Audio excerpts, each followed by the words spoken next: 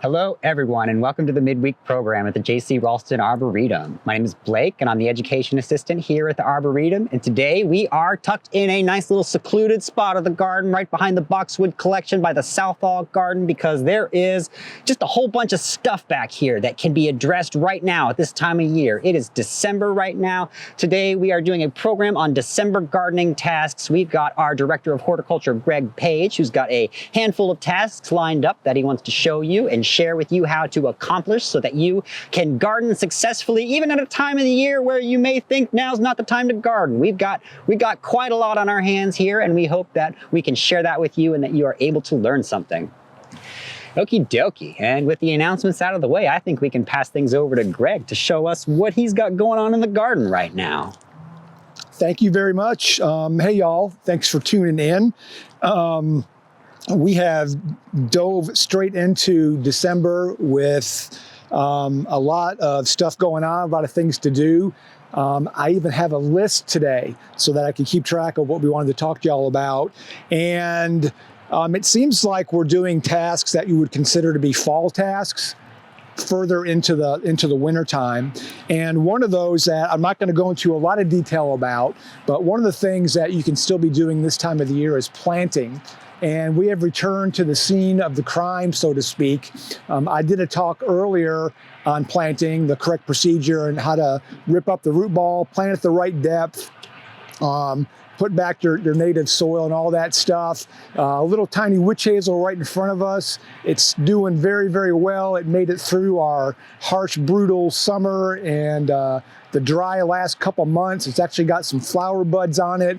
And Blake and I were just talking about this is a nice little spot back here. And now that we've got some grass, you can sneak back in here and walk around and visit this part of the Arboretum again. But planting is something that you can do pretty much as long as the ground's not frozen. And we've got some planting that we've been kicking down the road, and we're hoping to start that back up within the next couple weeks, and definitely when we return back from the holiday break that the university gives us. But what I want to talk to y'all about today, one of the first things I want to start with, and before I go down that road, I'm forgetting what I wanted to do.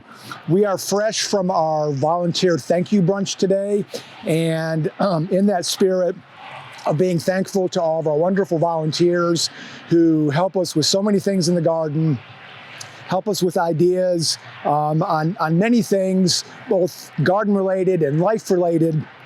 I want to give a shout out to Carol for still a bit brain dead from Moonlight and all that entails. And she sent me an email yesterday with a whole bunch of great ideas, many of which we're going to talk about today, things that we're going to do this time of the year in December. And the thing that comes to my mind right now, because I see it when I'm coming into work every day, driving through my neighborhood, coming here, and it's dealing with the leaves that are falling down from the trees. So things are holding on to their leaves longer because it's staying warmer longer. Things like oaks, which we have a lot of here in Raleigh, hold on to their leaves longer and then kind of drop them all at once. It got cold, so things are happening much quicker. So for my first prop today, if you're doing this, you're wasting a valuable resource. Raleigh's pretty good about recycling these. I know here at the university we do, but in a lot of cities and a lot of places I've lived, this is a direct ticket right into the landfill. And not only is it taking up space, it's adding to the plastic stream, but there's a lot of good organic matter in here that could and should be used in the garden. Doug, who used to work here, and I worked with him in Charlotte, we used to go around our neighborhood in Belmont and take bags of leaves from people's front yards and take them to the garden to put around perennials to protect them and just to add that nice organic matter back to the soil. So you can take them just like this and put them in your garden. You can take them, and I brought my little toy lawn mower from home. You can grind them up, bag them, and dump those grindings into your beds. Also, for sake of demonstration with the mower, If you're trying to get your leaves off your turf grass, instead of raking those, instead of blowing those and making all that noise with your blower, it's really good for your lawn to grind those leaves up. Those fine grindings break down much quicker. That organic matter is actually good for your turf. Again, we like to say all things in moderation. You don't want the grindings to be so thick that it completely covers the blades of the grass, but a little bit of that is going to be very, very helpful to your turf grass. So you don't have to rake all those leaves off. What I like to tell people is if you have a bagging mower, raise the wheels up fairly high. You'll find that sweet spot. Run over, do your typical things that you do when you mow, grind them up, and it's a good thing to do as the leaves are falling off, not when they all fall off at once. Obviously, it's going to be better when it's drier, so keep that in mind next year if you've already done the task of raking off your turf grass and getting all those leaves off. Grind them up, bag them, take that bag, dump it right in your bed, mix it in with your compost, whatever you need to do. That's a good thing for the earth. It's a good thing for your garden. And I hate seeing the bags piled up in front of people's houses. You see a lot of leaves piled up all through Raleigh right now, and a lot of that is for the street side pickup where they come through with the vacuums, and those vacuums will grind them up. We do that here at NC State. They actually dump them down by our building, and then we take that compost, and that's what we mulch with here in the garden. So it comes full circle. Free organic matter falling from your trees right now. Don't waste it. Don't waste the time and energy of putting them in the bag. Do something a little more eco-conscious, and it's going to benefit your garden in the long run. So we talked a little bit about planting. We talked about getting rid of some leaves. Another thing I wanted to talk about, this time of the year is a good time to kind of plan for your garden. It's a good time to look at catalogs, get ideas. And one of the things that I cannot get out of my brain is my bamboo splitter. And I've talked about this to anybody that will listen. And we've talked about it on this show, but it's a good thing to use something that's potentially invasive and make bed edging. We talked about this, I know, several times, particularly with pets, to keep them out of your garden. This was a very effective way for me to keep my dog, at least to kind of change her mind to go in another direction. So I'll show you how to put them in, but for sake of demo, I'm going to split one because, again, this is about my satisfaction. I love the sound that this thing makes. They make these things. You're not going to find this at your garden center. I found these online from Amazon. There's other places that you can find them, but if you do a Google search, if you've got big bamboo, they come in a big size, but this is the size for a garden variety bamboo that works good. My colleagues at Chanticleer in Pennsylvania are the ones that introduced me to this trick. And you put it in the end. You need to start on some kind of a hard surface. I've got a nice stump here.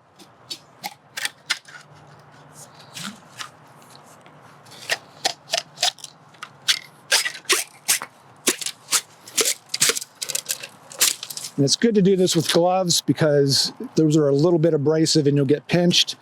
But it gives you these nice shoots that are split that you can use for a multitude of things. I put one in front of this tree that we just planted this past spring, so I wouldn't stomp on it because I was getting ready to do that. So to make like a little garden edge, you can go crazy with creativity. You can just put them together. I like to kind of loop them. That makes them a little bit stronger. And for me to keep my dog out of the beds, it's a little bit more restrictive, but it's super simple.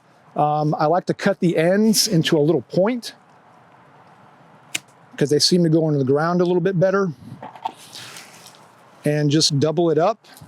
If the ground's hard and we've had some rain and this is nice soil in here, it doesn't need to go in very far, and just kind of bend it over. And I'm going to cut a little bit of this off. And again, a nice little point so it goes in the ground a little bit easier.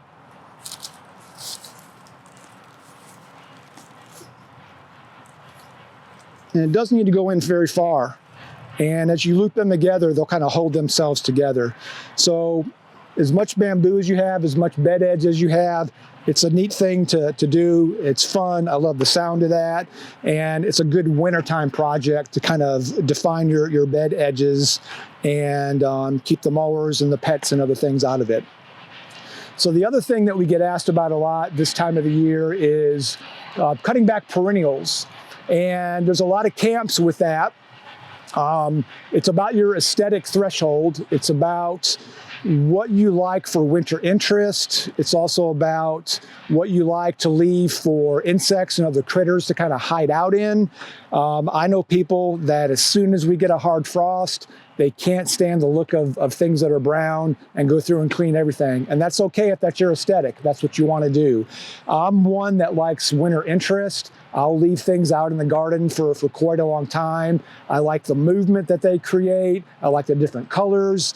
And it's also a good place for critters to kind of hang out. The birds will eat some of the dried seeds. They'll use that for nesting material. They'll hang out there in the wintertime when it's cold, and lots of insects will overwinter in that kind of debris also. So I'm kind of in the camp of, as you go through the season and things kind of degrade, then you kind of remove those. And that's pretty much the philosophy that we have here. We've got a lot of areas that we leave for that winter interest. Things that get really gross and gummy, crinums and cannas, those will remove a little bit quicker just because they look bad. But if you come through the garden, you'll kind of see what our aesthetic is, and it depends on what you're interested in. So behind me and all around me are some hellebore hybrids. And this is a good time of year to clean those up. You've got this past year's foliage. It's going to start to die down and kind of flop. And as we get closer into spring and warmer weather, the new growth will come up. And surprise, surprise, it's doing that already. So we've got a good clump right here. And by removing this old foliage, it's going to let that new stuff come up and it's going to look much better. Some people will leave this a little bit longer because it can protect that new growth as it comes up from the cold and the wind. It's really hard to hurt these hellebore hybrids. So again, it depends on your aesthetic. If you can live with this evergreen look, they're going to start to get brown, and they're already starting to do that. You can see on some of the old leaves, they're getting kind of brown and tattered and starting to rip. So I'm going to cut this one away so you can kind of see what lies underneath it. And again, depending on your aesthetic, you can leave these stems up. I like to hide them under the new foliage.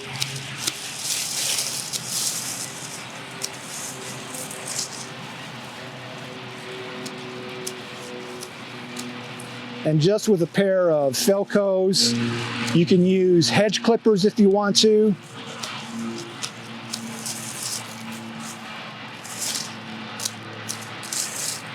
I know some people that will take a big patch like this and with a lawnmower just ride over them and cut up the foliage. And you might get some of this new stuff, but these are pretty tough perennials. They're not going to skip a beat.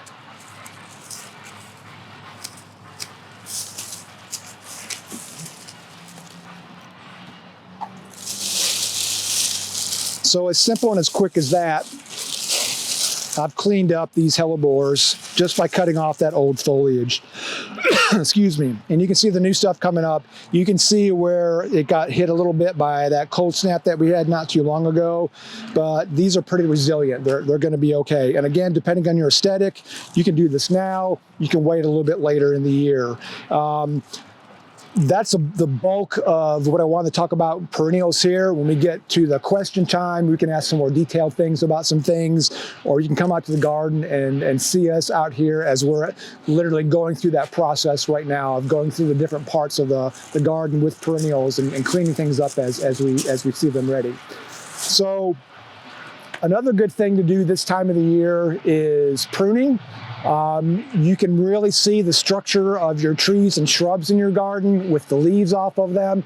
And what you're looking for are things that are crossing. You're looking for dead wood. The most important thing to keep in mind is you don't want to prune off flowering things that are going to flower. And that's a longer, bigger, deeper discussion. There are things that flower on new wood. There are things that flower on old wood. So things that flower on new wood, they're okay to prune pretty heavy right now. Things that flower on old wood, you're going to be pruning off the flowers, so you want to be careful to do that. And on that vein, we're going to look at this Philadelphus here. This is a plant that flowers on old wood. So this is this past season's wood. So you're gonna get flowers on this. If you prune this off, you're gonna prune off the flowers. So the best time to prune things that flower on old wood are right after they flower. So if this was spring, this had already bloomed a week or two ago, you can prune that pretty hard because it's gonna push up new growth, and that's what it's gonna flower on next year. So just looking at this, there's a lot of dead wood in it. There's a lot of crossing branches. It's kind of shaggy. So I may lose some bloom, but I'm gonna take off this branch here, which is mostly dead. There's some live material in it, but it's really, really kind of brittle and overpowering. So I'm gonna prune that off.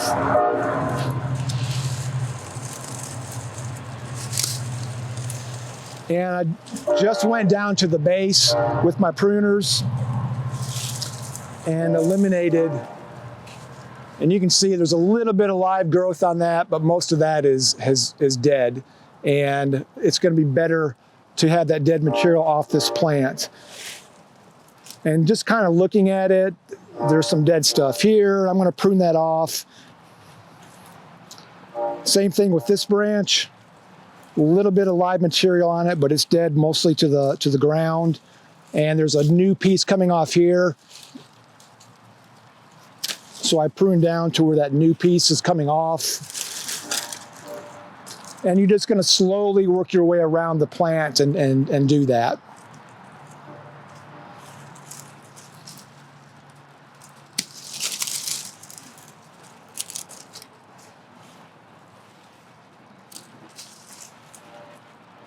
Just taking the dead material off.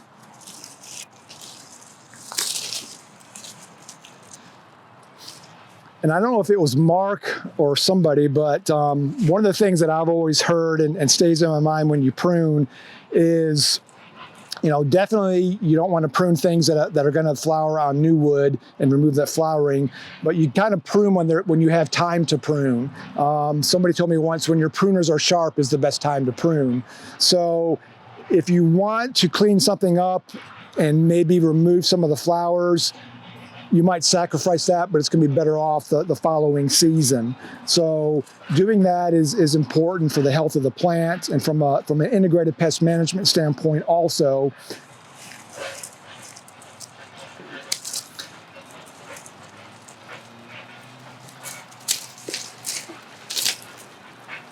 And just that little bit has helped it kind of look a little bit neater and remove some of that dead wood, which isn't the best thing for the overall health of the plant.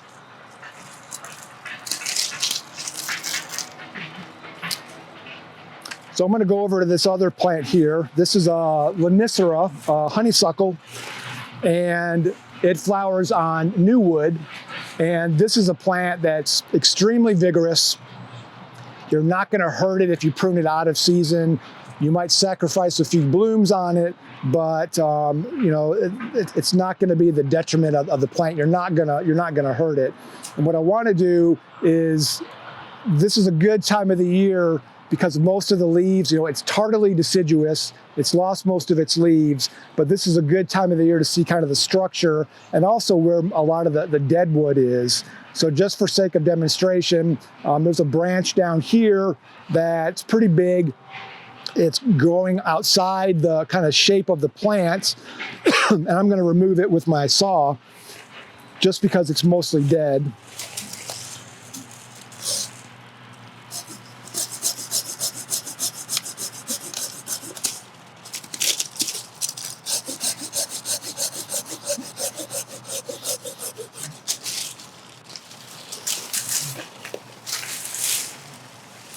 And not a lot of life on that. It's pretty rangy.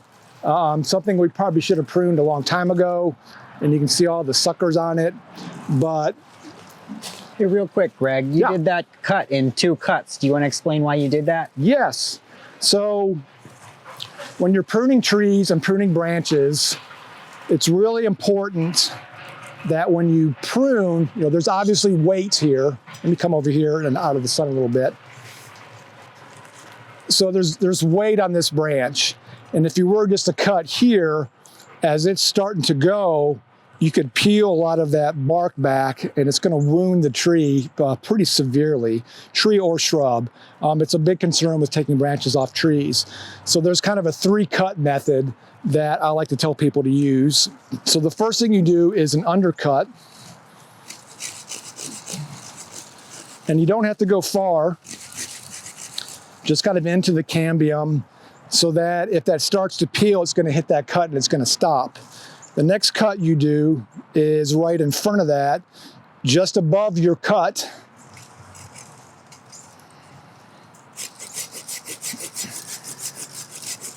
And as the weight of that goes, it just snaps it right off. It's called a snap cut. So you can see that didn't peel it back at all. That helped keep that weight from really causing a lot of damage and peeling that tissue back. And then, you come back to the tree or the base of the shrub and do your final cut. So 3-cut, snap cut method, really, really important so that you don't cause damage when you're pruning. There's also an area called the branch collar. And you can see on this branch here where that swelling is, and you don't want to cut flush against there because that tissue there is what's going to heal that wound over. So you want to cut right at that collar. So you would do your snap cut again, and I can probably do this with my pruners. So I've cut right to that swelling area so that will grow over, and that'll heal much quicker. If you cut back into that area, and again, this is more for trees than shrubs, if you cut back into that area, it's going to be harder for that to heal back, and in some cases it won't, and that allows insect activity and diseases, and it just stresses out the plant more than it already needs to be. So just some basic things to keep in mind. That's a whole nother topic that we should do down the road. I'm terrible at teaching pruning. I've got some colleagues and friends that are great at it, and we've talked about I've talked to Elizabeth about somewhere in the not too distant future doing a pruning class, and I think Bryce talks about that. What better person, much better than me. I love pruning, and I like to do it, but it's one of those things that it's kind of a zen, kind of a feel thing, but very crucial to kind of keep those things in mind. We had a question about IPM-related question about Japanese beetles, and I'm going to go ahead and launch into that because it's fresh on my brain. So someone wrote us, and they had a really bad Japanese beetle season. They have a lot of Japanese maples in their yard, and to say that they were decimated, I think, is kind of an understatement. This particular person had 75 plus Japanese maples in their yard, and it was pretty much a smorgasbord. They were covered with Japanese beetles all throughout the year, and was asking what's the best way to control that, because it's an aesthetic pest. It can defoliate, and that'll stress trees out over time. But they're such a nuisance, and I definitely feel this person's pain, having worked in rose gardens and dealt with them. So best way to control this particular problem. The thing I like to tell people about Japanese beetles is it's very much a cyclical pest. It's something that it's not a year after year after year thing. They're very much affected by the weather and their environment. Unfortunately, they thrive in areas where there are nice, manicured, well-irrigated lawns. If you live in a neighborhood where you've got nice, lush, manicured, irrigated lawns, the insect starts as an egg. Those eggs hatch out, and it starts out as a grub in the ground. and they mature to the beetle. They come out, they mate, they lay eggs, and the whole process starts over again. So they live in your turf grass for the most part, or in your beds and other places in the ground, and they'll feed until they reach their maturity and turn into the adult beetle. So they like moist soil. So if you've got that lawn environment, they're gonna flock to that. We were super dry the end of the year, so I think Japanese beetles are gonna crash. I think there's gonna be a lot of mortality in the soil of the grubs, and it's not gonna be as bad of a pest this coming year. But you know, I try to steer people away from using insecticides, because the insecticide you need to use to control the beetle is fairly non-selective. So you've got that balance of, do you affect your pollinators and other beneficial insects to control Japanese beetle? We like to tell people to pick them off, but if you've got 75 plus Japanese maples in your yard, that's a full-time 24-hour out in the yard with a headlamp on at night picking off beetles. It's not attainable or sustainable. So things that I would recommend are you know, there are some soil applied things that you can put in your turf grass that will help, and the timing of those is absolutely crucial. Milky spore is something that comes up all the time, but I've had limited to no success with that. It takes a number of years for that to build up in the soil, and when it's a cyclical pest, you go through a dry season, there might be a lot of that fungus in the soil, but there's no beetles there. And then the fungus dies down, you have a wet year, and the beetles come back. So not to say that it's not worth trying. That's the first place I would go, is the less heavy of the hammers. Start out with something light. If that doesn't work, try some of the other things that you can use in your soil. Stay away from, you know, some of the heavy hitter insecticides, because you're going to cause more damage to other things. This person had used something that's pretty powerful, and that's going to have a harsh effect on other insects as well. So try to steer clear of those things. If it still becomes a problem, there are some systemic things that you can do and time them when plants aren't flowering. Those are typically soil drenched insecticides. That's the next step that I will go to. But you know, threshold of tolerance, I know it's hard when you've got something like that. But that kind of goes back into the diversity. If you live in an area where you've got a lot of neighbors, they've got the environment where those insects are breeding, and you've got a nice lush yard with 70 plus single species of a plant, if you build it, they will come. You're gonna have those problems. You know, and the stress of those plants is also probably something to think about also, because the next thing are going to be gloomy scale and other things that maples get. But I wanted to be sure to cover that and talk about that, because we get asked those things a lot. And this is a good time of the year to think about those things and prepare for spring and what's coming down the road. So with the Japanese beetle, I went online and just did a quick Google. Penn State has a great handout. I'm sure NC State does, with really, really good photographs.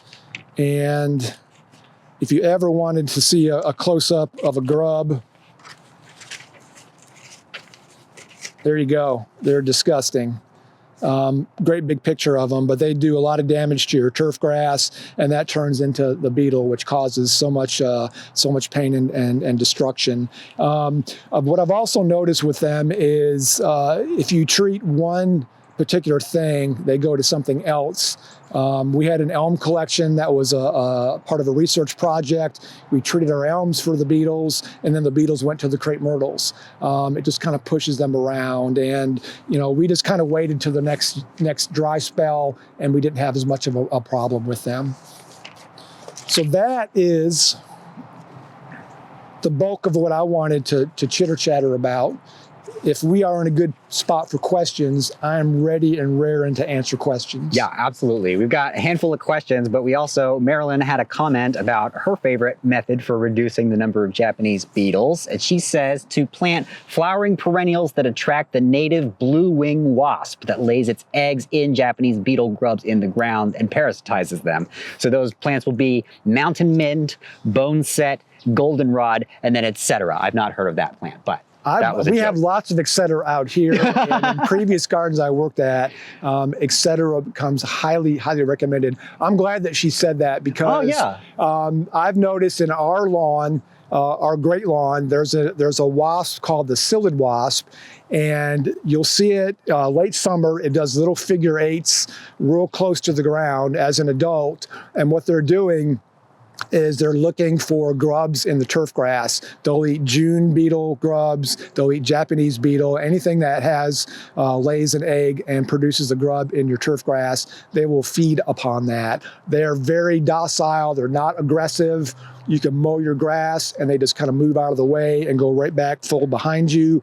But that's a good point to talk about balance and diversity in a garden, is to have those things in addition to your Japanese maples and your other things, so that you've got those places for the beneficial insects to do their thing, and it all kind of works out and helps your whole garden be healthy and happy.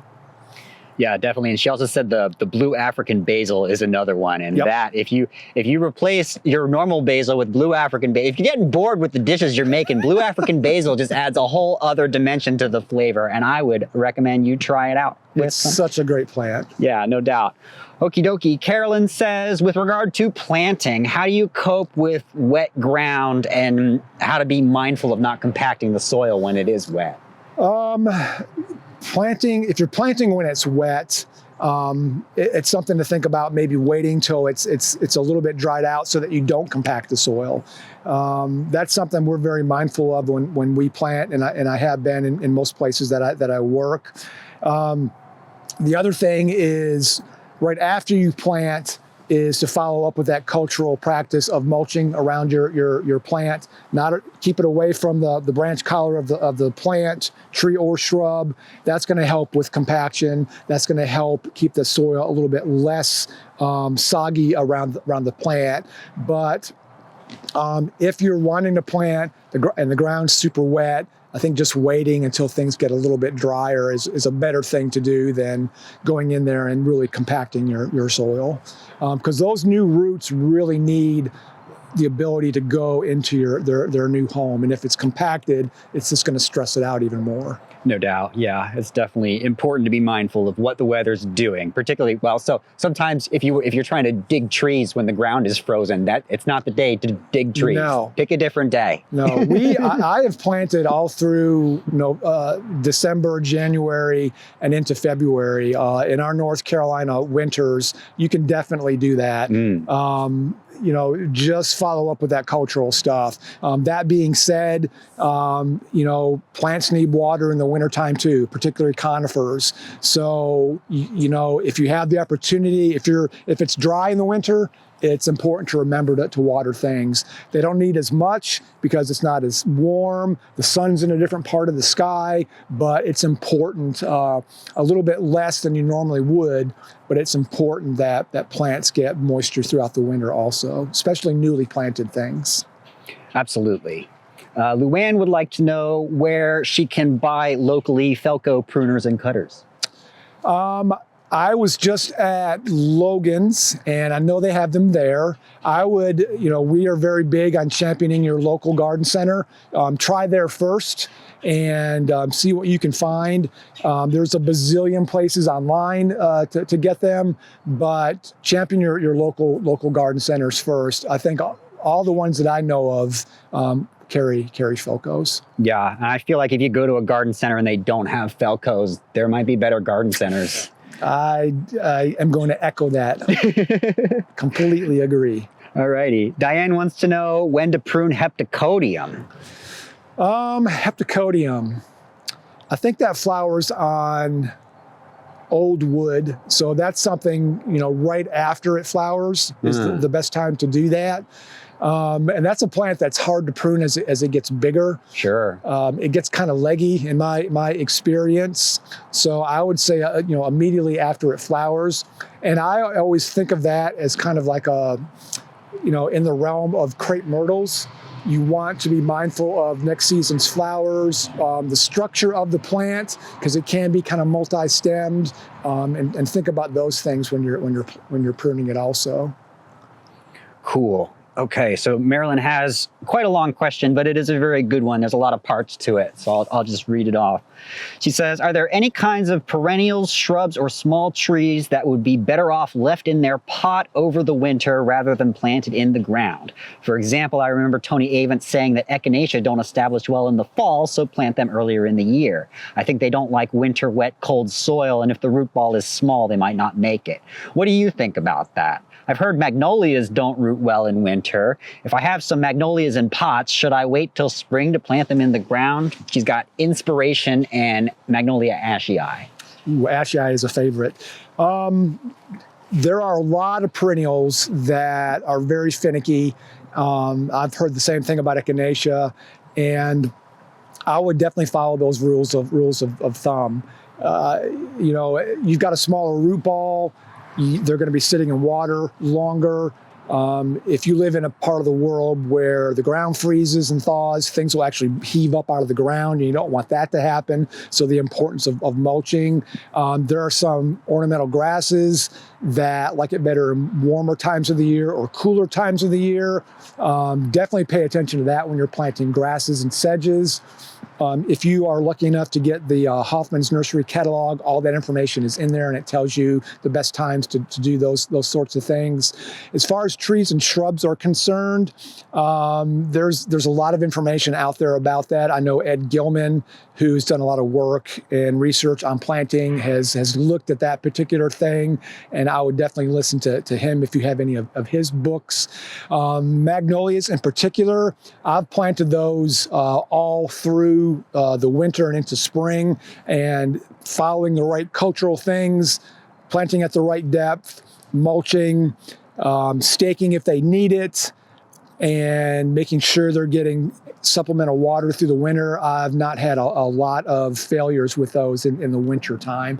If it's something small and you'd rather wait till the spring, wait till the spring. But unfortunately, we are living in a time frame where fall is kind of extending and winter is I had a t-shirt on yesterday all day long out in the garden, and today is a completely different realm.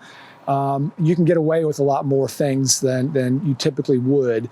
So fall is the best time because things have a chance to go dormant or semi-dormant. They're building up their root system because there's not a lot of demand to produce leaves and flowers. So that's always a good rule of thumb.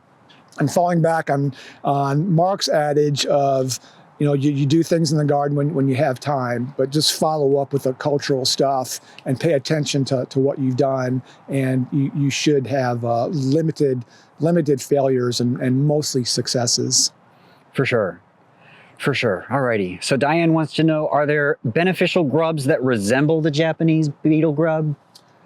I can't think of any beneficial lady beetles, but they're not in the ground. They lay their eggs on plants.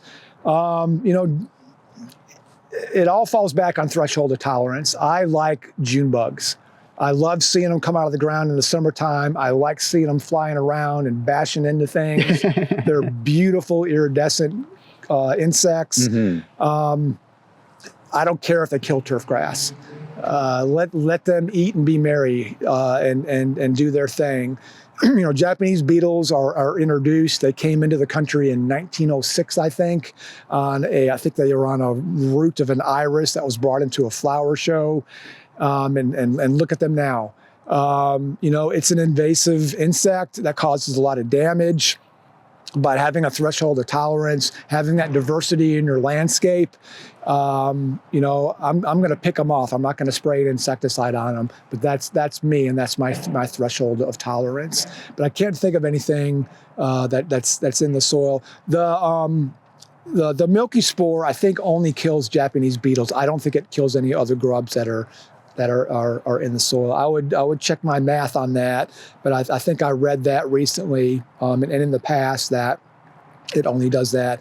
But again, I've had limited success with that. It takes a long time for it to kind of build up and do its thing. And I always wonder if when you're buying it, if it's even viable off the shelf. Yeah, for sure. And thank you for championing June bugs there. I love June bugs. They're so doofy and sweet. Yes, they are. Okay, let's see. John wants to know, is this a good time of year to remove dwarf bamboo, and is there an appropriate herbicide? Wrong time of the year for herbicide for bamboo. You know, mechanically, you're going to be getting a good workout, but you're going to be leaving little pieces of it that are going to come up. You know, you can try fabrics and other things like that. I was part of a research trial where we used a low volume insecticide in herbicide in early fall. And that's a good time of the year to treat because the plant's taking a lot of its reserves into its root system.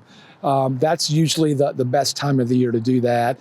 But those are usually registered pesticides that you can't get off the shelf. I know Roundup can be used for that, or things kind of in that same vein. You know, the vinegars are going to burn the heck out of that foliage, but not do anything to the root system of bamboo. You know, I would go with something less invasive in the fall to kind of get down into the root system and treat it that way. For sure. Yeah. Getting rid of bamboo. It's really, really hard. No doubt. Okay. Carolyn wants to know when to cut back conifers that are not shaped in a pleasing way.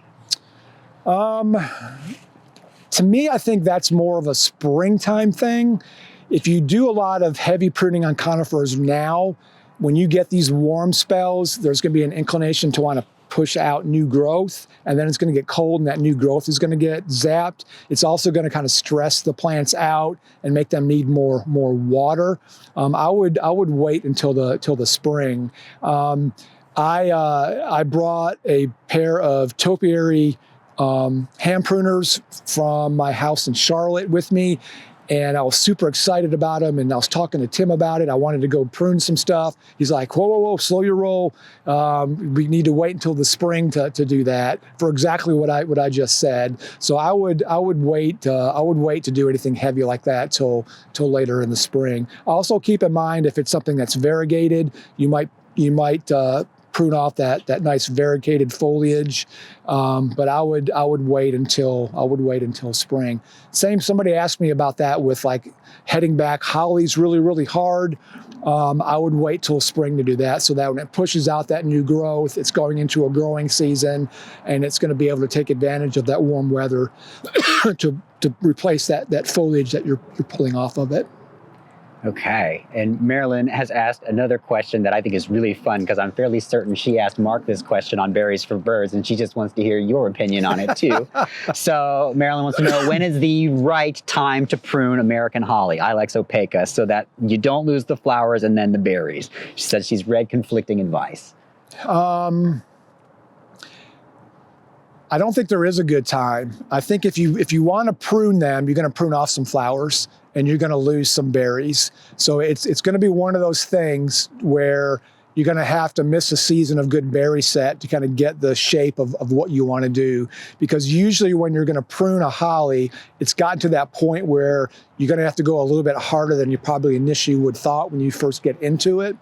So I would say you might miss a season, but I think, earlier than later in the season, so it still has a chance to produce flowers, which are going to produce the fruit. That's what I would do. I hope that's close to what Mark said. It's pretty much exactly what Mark said. Yeah, he was like, "There's no good time to do it." He went into a whole diatribe about why, and it's just, you're just going to have to make a sacrifice. Yeah, great minds think alike, as they say. Absolutely. Well, that looks like that is all the questions we have in the chat for today. So awesome. Thank you very much, Greg, for pulling together Thanks this for the great questions. Yeah, for sure. And thank you, Carol, for the inspiration. Yes, thank you so much, Carol. And thank you, everybody else who tuned in with us today. We will be back next Wednesday at 3 o'clock. We will be doing, I think it's Mark, man, I'm going to look this up. It's Mark doing, yep, it's well-mannered replacements for garden thugs. So I like it. Yeah, that one's gonna be a lot of fun. So this will be live next Wednesday at 3, so be sure to join us. We will see you all then. Y'all take care.